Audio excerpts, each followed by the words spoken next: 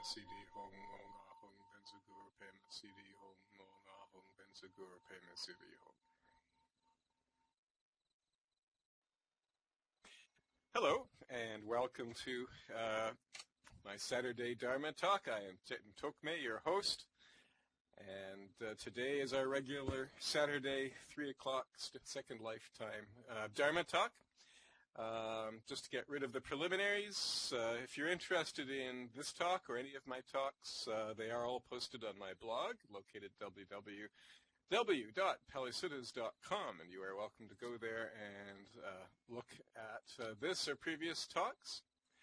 I've lost my spot now. There we go. If you're interested in my books, you can click on them through my blog, or you can go direct to chronikerpress.com. The URL is there. I also have a YouTube channel. The URL is there. It's called Naked Dharma. If you search for that search, it'll be the top of the list. Questions. It is customary during Dharma talks to hold your questions till the end. However, I prefer that you ask your questions during the course of the talk while the matter you're asking about is fresh in everyone's mind. So please feel free to break in at any time and raise any questions that you might have concerning anything we're discussing. This talk is available on note card, as are all my talks. And if you would like a copy of the note card of this talk, please IM me at the end of the talk, and I'll be happy to provide it to you. The note cards are also archived on the Mount Everest Sim. If you go to Mount Everest Sim, look for the Buddhist College, then look for the library. Go into the library. There's a table in the library with a bunch of scrolls on it, and if you click on them, you will find my talks. That is not my sim. That has no relationship to me, but I've given them permission to archive my talks, and they're doing that. I also have an exciting announcement today for members of the Dharma Transmission to the West group, which is my group, and I do recommend, if you're interested in following my activities, that you join the group. We now have our own sim called Zhuangzhong, located on the Visit Atoll sim, and I'd be happy to provide you with a landmark if you like. I'm also going to be going back to the sim after this talk, so anyone who would be interested in taking a look at the Dharma Transmission to the West group sim, whether you're a member of the group or not, you're welcome, and I can TP you, provide you with a landmark, or you can simply find it yourself if you look in the map for Visit Atoll. That's the name of the sim. It's going to change to Zhuangzhong. It's a rental. Right now it's called Visit Atoll, but it's going to change to Zhuangzhong as soon as I can afford to pay for the name change. We'll be holding activities there. In parallel with Buddhist Center, I'll be continuing to teach here every Saturday at 3 o'clock. But we'll be doing different things there, perhaps edgier, more controversial things or practices, discussion groups. It's also open to people who want to teach or chat about Dharma. It's a completely open sim, so I hope you will visit it. Now, with respect to today's talk, we are today discussing the 8th sutta in the Digha Nikaya, which is the first part of the Pali, the Sutta Pitaka, which is the second part of the Pali Canon. As most of you, I'm sure, are aware, we're going through all of the 34 suttas of the Digha Nikaya in order, one by one, over the next 30 weeks or so. And today's talk is about the Mahasihanada Sutta, which translated means the speech of the great lion's roar. As I've mentioned before, although the Digha Nikaya is called the long discourses of the Buddha, some of the discourses in the Digha Nikaya are actually quite short. Some are even shorter than some of the discourses in the Majjhima Nikaya, which is the next Nikaya in the series, which is called the medium length dialogues of the Buddha. And some of the dialogues in the Majjhima Nikaya are actually longer than some of the dialogues in the Digha Nikaya, which raises the question of organization, which we're going to be discussing at the end of the series. So because this is a fairly short sutta, it's not going to take me even half an hour to discuss it. So when we have a short sutta like this, for those of you in particular who have not read the sutta, just as a matter of interest, how many of you are actually reading the suttas in any translation prior to these talks? Just say yay in the chat. I'm just curious how many of you are and how many of you are not reading the Sutta. Yay, okay, one person is. So just one. Okay, so this, for those of you who have not read the Sutta, this will be helpful then, because what we're going to do is we're going to read the Sutta first, which will take about 15 minutes. Then I'm going to discuss it, which will take about 15 minutes. Then we'll have our question and answer session, and concluding with a dedication of merit. So without further ado, I'm just checking my voice. Everything seems to be working okay. So let's begin the reading of the Sutta 8 of the Digha Nikaya, the Mahasihanada Sutta, the Great Lion's Roar. Thus have I heard, once the Lord was staying at Ujjinaya in the deer park of Kanakatale. There the naked ascetic Kassapa came to him, exchanged courtesies with him, and stood to one side. Then he said, "Friend Gotama, I have heard it said, the ascetic Gotama disapproves of all austerities and censures and blames all those who lead a harsh life of self-mortification. Now are those who say this telling the truth? And do they not slander the Lord Gotama with lies? Do they explain the truth about the Dhamma, his Dhamma, and what pertains to it? Or does some fellow teacher of a different sect deserve to be blamed for this statement? We would like to see the Lord Gotama refute this charge."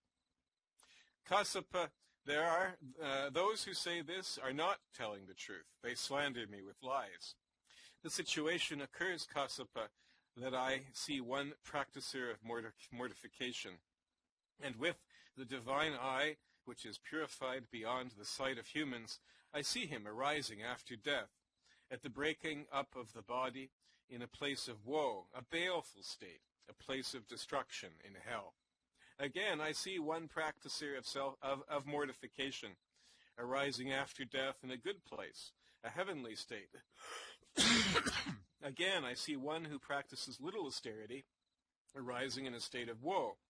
Again, I see one who practices little austerity, arising after death, in a good place, a heavenly state. Since I can see as it is, the arising, the destiny, the death, and re-arising of those ascetics, how could I disapprove of all austerities and censure and blame all those who lead a harsh life of self-mortification?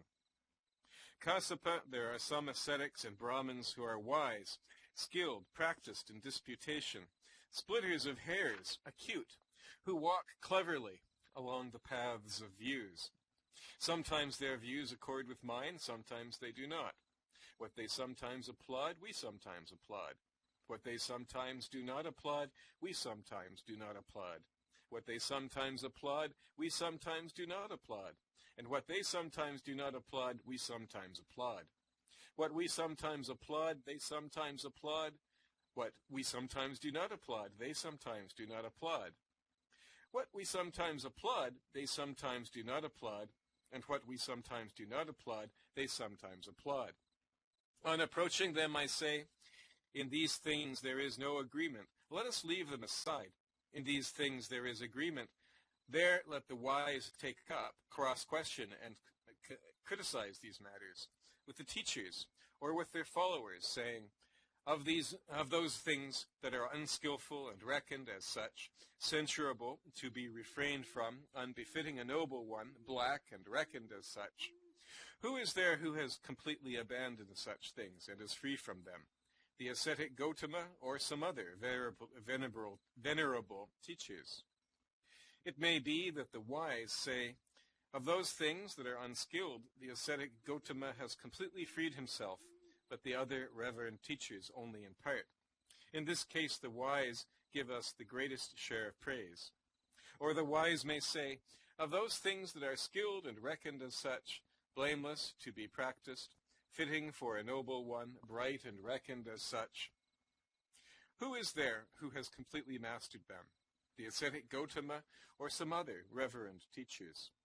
Or the wise may say, of these things the ascetic Gotama has completely mastered them, but the other reverend teachers only in part.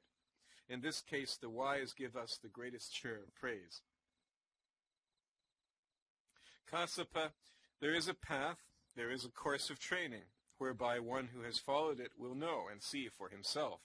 The ascetic Gotama speaks at the proper time what is true, to the point, the Dhamma and the discipline. What is this path and this course of training?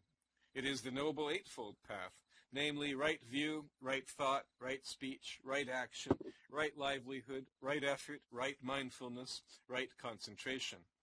This is the path whereby one may know and see for oneself. The ascetic Gotama speaks at the proper time what is true, to the point, the Dhamma and the discipline. At this, Kassapa said to the Lord, Gotama, these ascetic practices of certain practices of self-mortification are considered proper to them.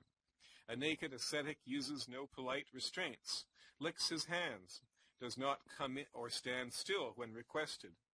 He does not accept food offered or prepared for him, or an invitation to a meal. He does not accept food out of the pot or pan, nor on the threshold, among the firewood or the rice pounders, nor where two people are eating, from a pregnant or nursing woman, or from one living with a man, nor from gleanings, from where a dog is standing, or where flies are swarming. He eats no fish or meat, and drinks no rum, or spirits, or fermented rice gruel. He is a one-house man, or a one-piece man, a two-house man, a seven-piece man, or a seven-house man. He exists on 1, 2, or 7 little offerings, eats only once a day, once in 2 days, once in 7 days. He takes to eating rice only twice a month. These are considered proper practices. Or a man becomes a herb eater, a millet eater, a raw rice eater, a wild rice eater, an eater of water plants, of rice husk powder, of rice scum, of the flowers of oil seeds, grass or cow dung, of forest roots and fruits, eating windfalls.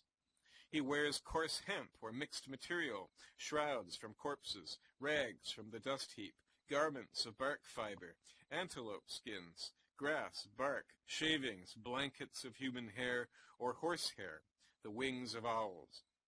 He is a plucker out of hair and beard, devoted to this practice.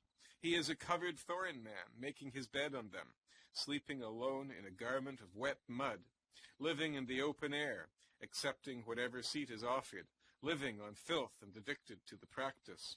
One who drinks no water and is addicted to the practice, or he dwells intent on the practice of going to bathe 3 times before evening.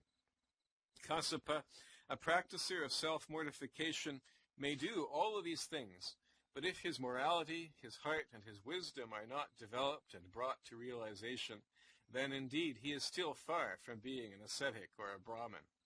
But Kassapa, when a monk develops non-enmity, non-ill will, and a heart full of loving kindness, and abandoning the corruptions realizes and dwells in the uncorrupted deliverance of mind, the deliverance through wisdom, having realized it in this very life by his own insight, then Kassapa, that monk is termed an ascetic and a Brahmin.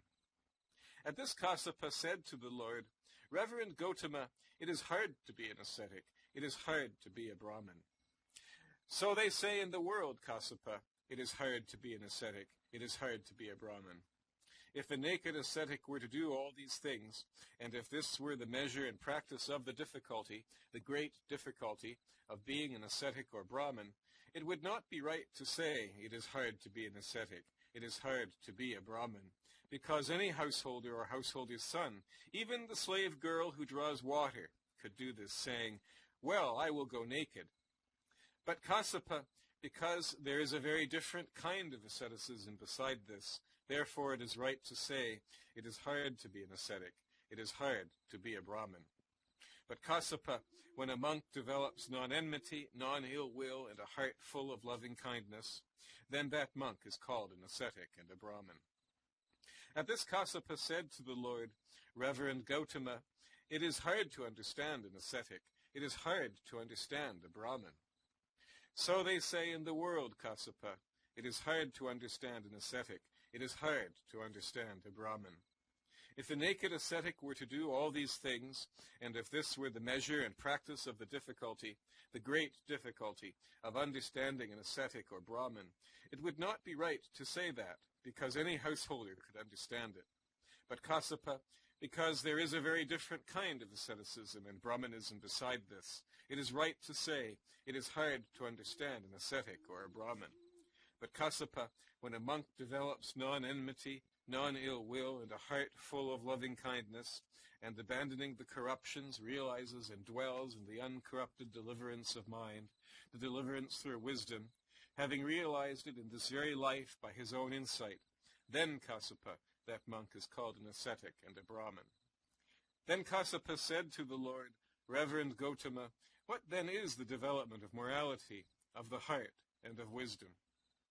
Kassapa, a Tathagata arises in the world an arhat, fully enlightened Buddha, endowed with wisdom and conduct, welfare, knower of the worlds, incomparable trainer of men to be tamed, teacher of gods and humans, enlightened and blessed.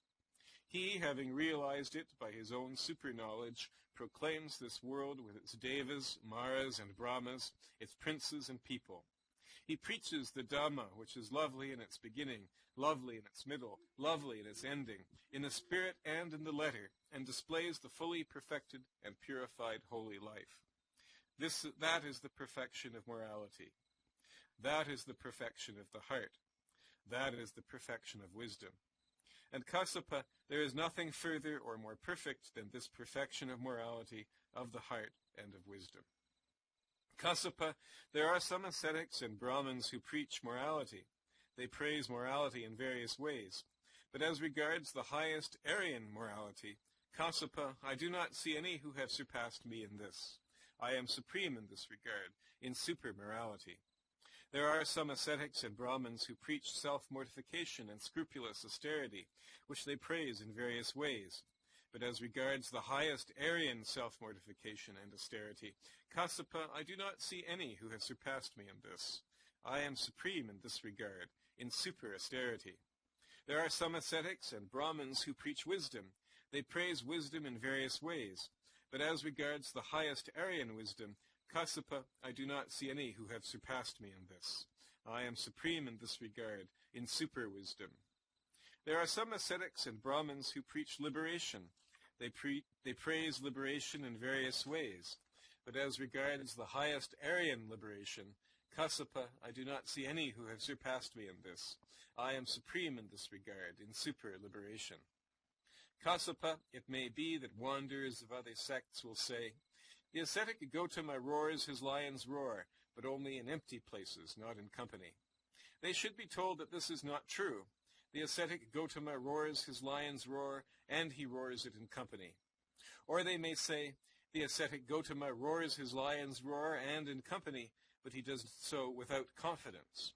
They should be told that this is not true. The ascetic Gautama roars his lion's roar in company and confidently. Or they may say, the ascetic Gautama roars his lion's roar and in company and confidently, but they do not question him. They should be told that this is not true. The ascetic Gautama roars his lion's roar, and they question him. Or they may say, and they question him, but he does not answer. Or they may say, he answers, but he does not win them over with his answers. Or they may say, but they don't find it pleasing. Or they may say, but they are not satisfied with what they have heard. Or they may say, but they don't behave as if they were satisfied. Or they may say, but they are not on the path of truth. Or they may say, but they are not satisfied with the practice. They should be told that this is not true. The ascetic Gautama roars his lion's roar in company and confidently. They question him, and he answers. He wins them over with his answers. They find it pleasing and are satisfied with what they have heard. They behave as if they were satisfied. They are on the path of truth, and they are satisfied with the practice. That, Kassapa, is what they should be told. Once, Kassapa, I was staying at Rajagaha at the Vulture's Peak, and a certain practicer of mortification called Nigrodha consulted me about the practice of austerity, and he was delighted with my explanation beyond all measure. Lord, who on hearing Dhamma from you would fail to be delighted beyond all measure? I am delighted beyond all measure. Excellent, Lord, excellent. It is as if someone were to set up what had been knocked down, or to point out the way to one who had got lost, or to bring an oil lamp into a dark place, so that those with eyes could see what was there. Just so the Blessed One has expounded the Dhamma in various ways. Lord, may I receive the going forth at the Lord's hands. May I receive ordination. Kassapa, whoever has formerly belonged to another sect and wishes for the going forth or ordination in this Dhamma and discipline must wait 4 months, and at the end of 4 months' probation, the monks who are established in mind will give him the going forth and the monastic ordination.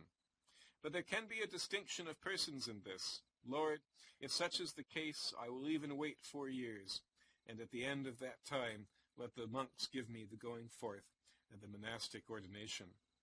Then Kassapa received the going forth from the Lord himself and the monastic ordination. And the newly ordained Venerable Kassapa, alone, secluded, unwearying, zealous, and resolute, in a short time attained that for which young men of good birth go forth from the household life into homelessness, that unexcelled culmination of the holy life. Having realized it here and now by his own super-knowledge and dwelt therein, knowing birth is destroyed, the holy life has been lived, what had to be done has been done, there is nothing further here. And the Venerable Kassapa became another of the Arahants.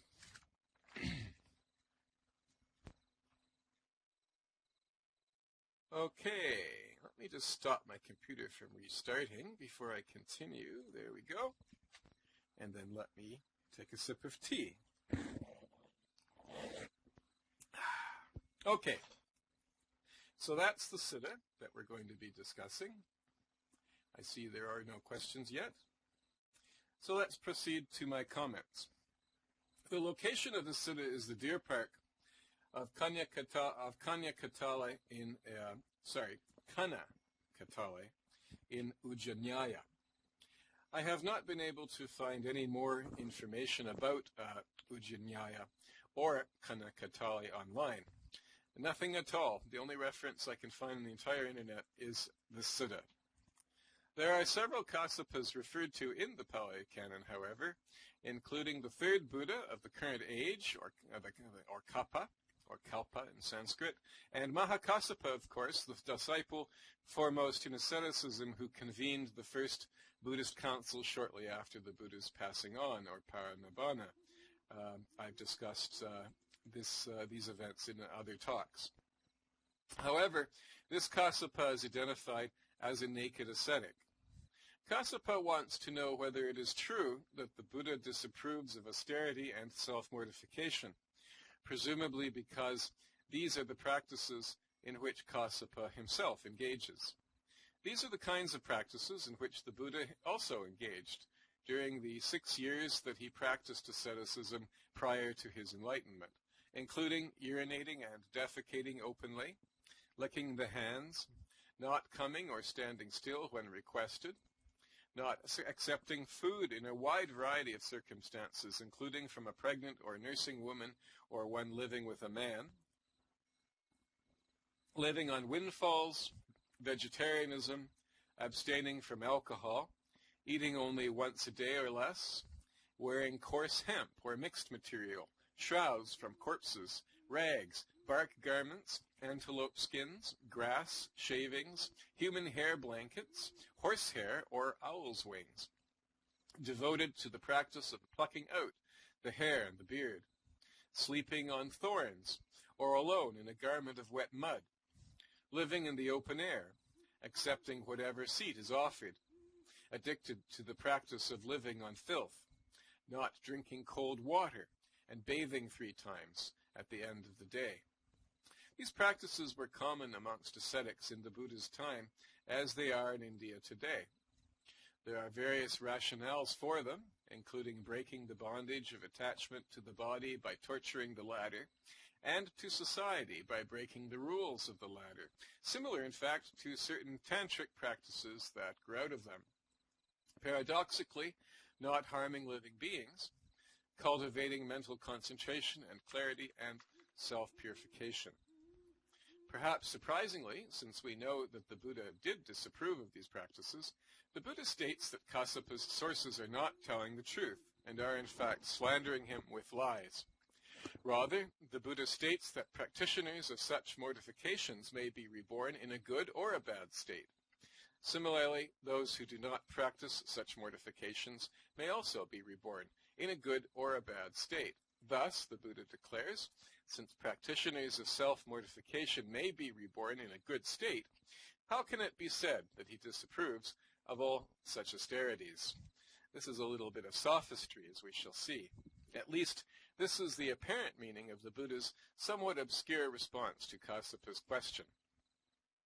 The Buddha then states that sometimes his views correspond to the views of other sages, sometimes they do not. He then describes in detail his method of consensus, which I have mentioned in previous talks, quoting, "On approaching them I say, in these things there is no agreement, let us leave them aside.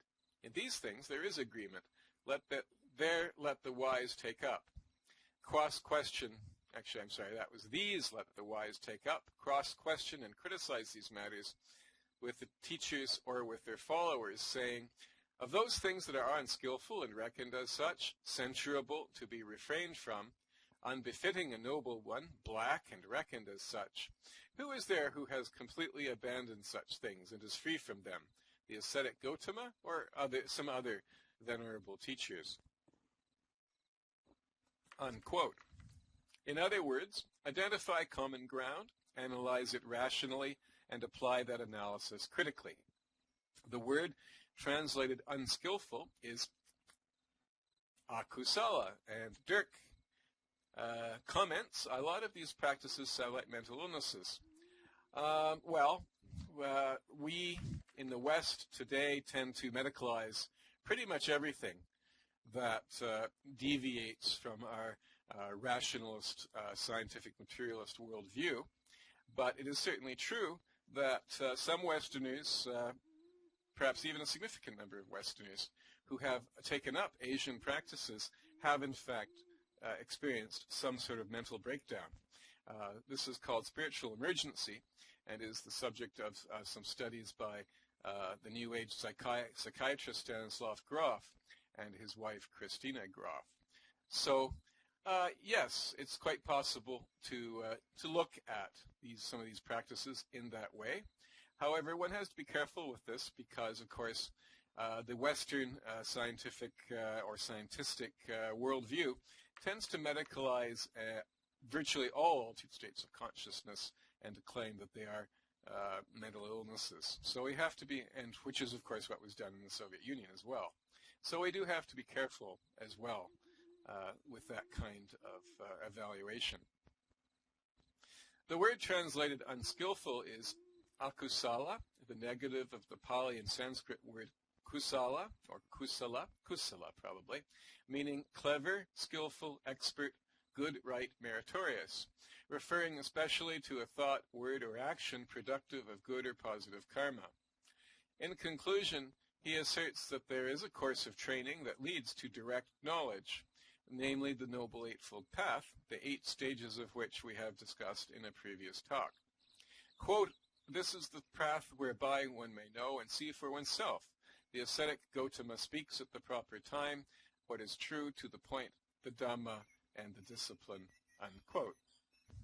With respect to the specific practices that we have already itemized, the Buddha qualifies his previous statement that he does not disapprove of austerities and self-mortification by saying that a practitioner of self-mortification in whom 3 things are not developed or brought to realization is not a true ascetic or a Brahmin.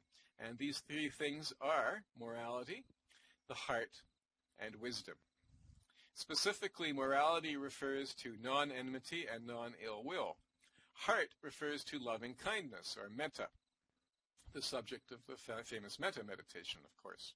And wisdom, or prajna, means abandoning the corruptions of sensory desire, ill will, sloth and torpor, restlessness and worry and doubt. Thus, he, quote, realizes and dwells in the uncorrupted deliverance of mind, deliverance through wisdom, having realized it in this very life by his own insight. Then Kassapa, that monk, is termed an ascetic and a Brahmin, unquote. This whole dialogue is another example of the Buddha's pedagogical method, whereby he finds common ground, agrees with the questioner, and then reframes the question through critical analysis in order to arrive at a different and more profound conclusion. Kassapa says that it is hard to be an ascetic and a Brahmin. To this the Buddha replies that the list of mechanical practices to which we have alluded can, and more than alluded, I itemize them, can be practiced by any householder or householder's son, even by a slave girl who draws water, thus gravely insulting Kassapa's doctrine. But, the Buddha says, there is a completely different kind of asceticism that is truly hard, and that the monastic who practices this kind of asceticism is the true ascetic and the true Brahmin.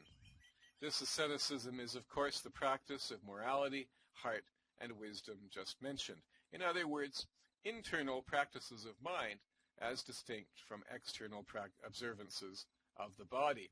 The distinction the Buddha is making, if you attended my first talk on the Digha Nikaya, in which we discussed ethics and morality as, quote, matters of mere morality, inferior matters of mere morality, in that, so the Buddha is making exactly the same sort of distinction.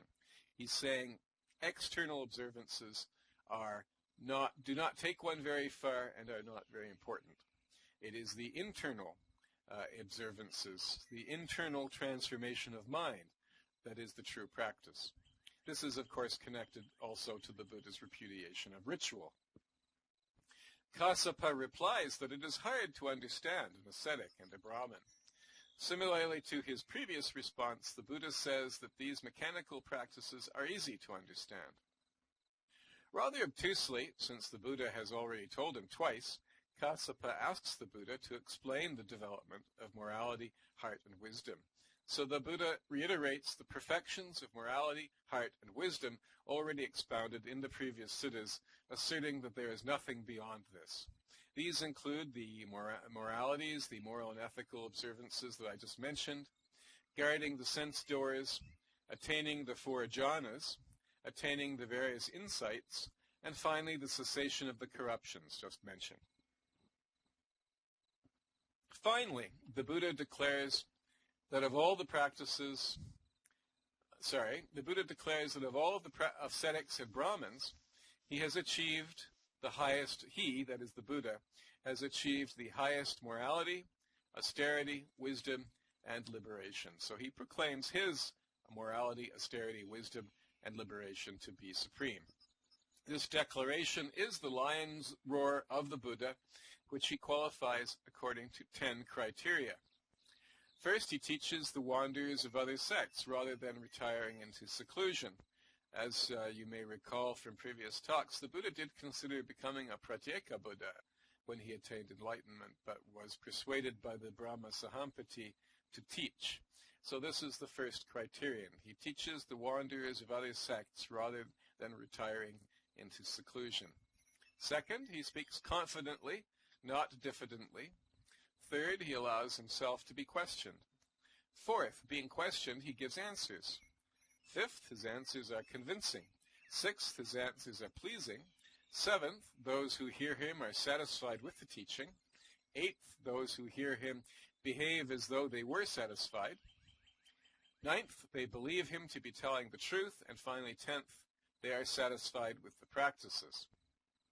Altogether, these 10 criteria establish the truth or validity of the Buddha's speech, the Buddha Vachana. It's interesting also that the proof of the Buddha's claim to Buddhahood lies ultimately with his hearers. Thus, quote, the ascetic Gautama roars his lion's roar in company and confidently. They question him and he answers. He wins them over with his answers. They find it pleasing and are satisfied with what they have heard. They behave as if they were satisfied. They are on the path of truth, and they are satisfied with the practice, unquote. Of particular interest is the emphasis on questioning, despite clear indications elsewhere that the Dharma is also beyond reasoning.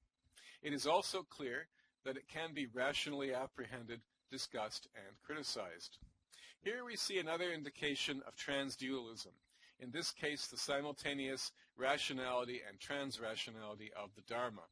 In fact, the entire Pali Canon turns on this characteristic, most if not all of the suttas revolving around a dialogue in which the Buddha is asked questions and he answers.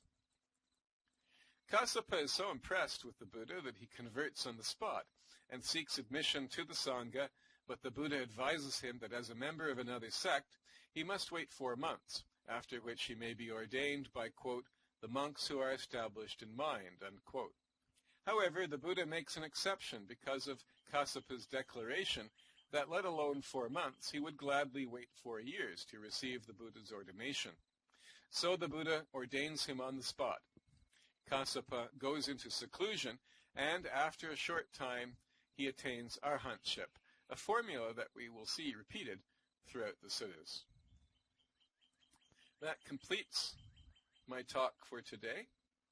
Before we proceed to the dedication of merit, whereby we dedicate the merit of this talk to all beings, does anyone have any questions, or is there any discussion of anything concerning the sutta?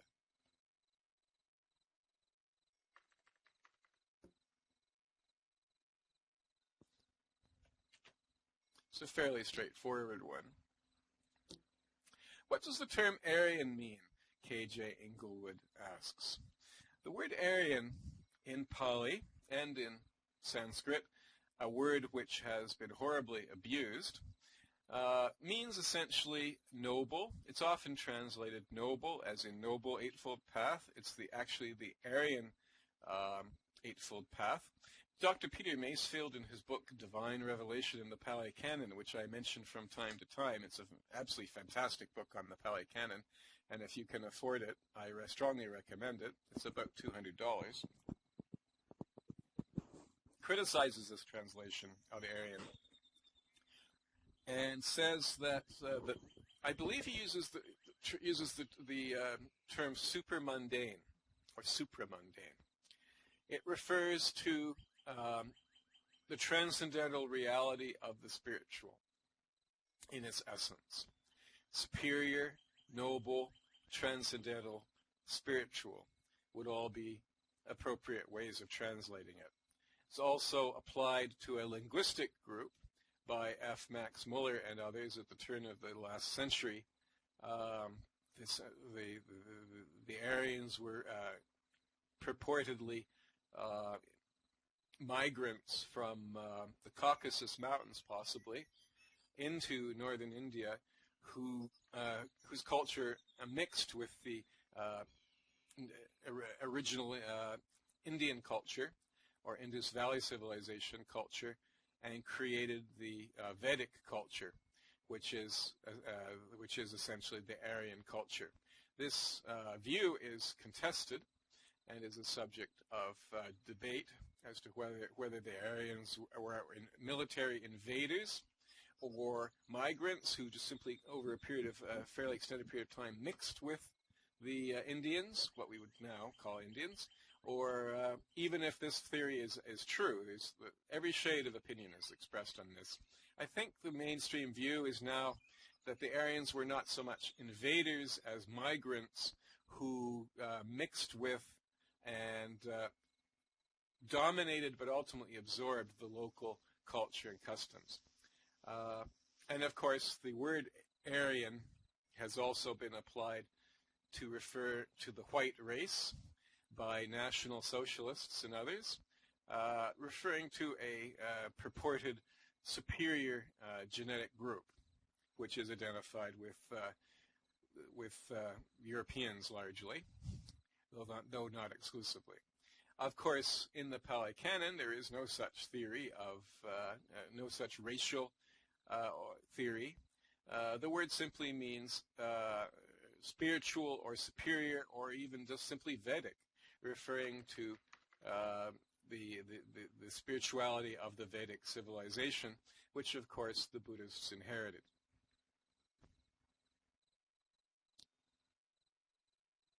Phoenix Aglow says, from the different lands they took over, I lean towards invaders. Well, there's different views in that. And I sort of take a middle view. In terms of scholarly questions, In my talks, I generally tend to take the middle view. And certainly the word is used frequently throughout the Pali Canon to refer to the Brahmanic civilization or the Vedic civilization. So it doesn't necessarily imply the invader theory in either in the Pali Canon.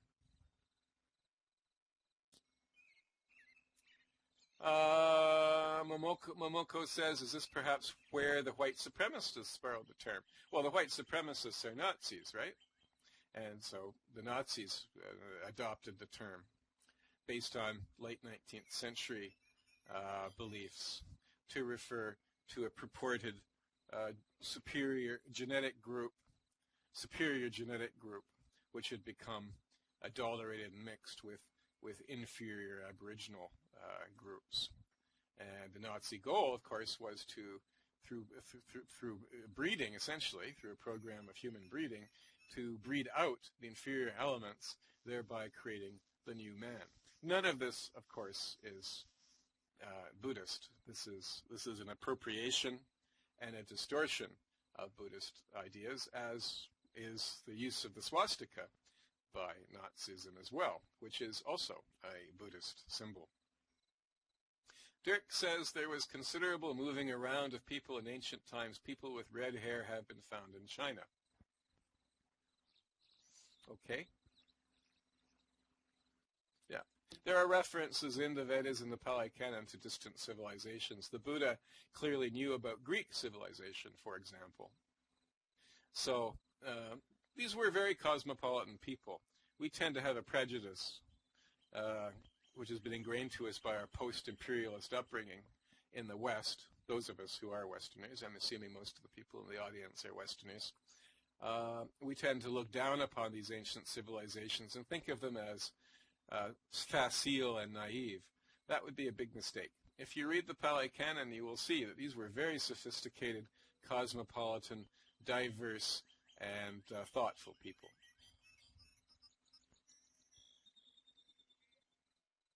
Any other questions or comments before we proceed to the dedication of merit?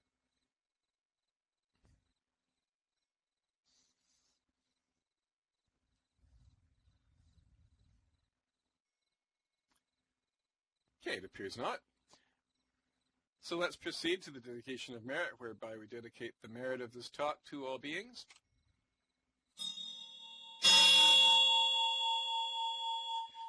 Whatever understanding, whatever positive force has come from this, may it go deeper and deeper and act as a cause to reach enlightenment for the benefit of all.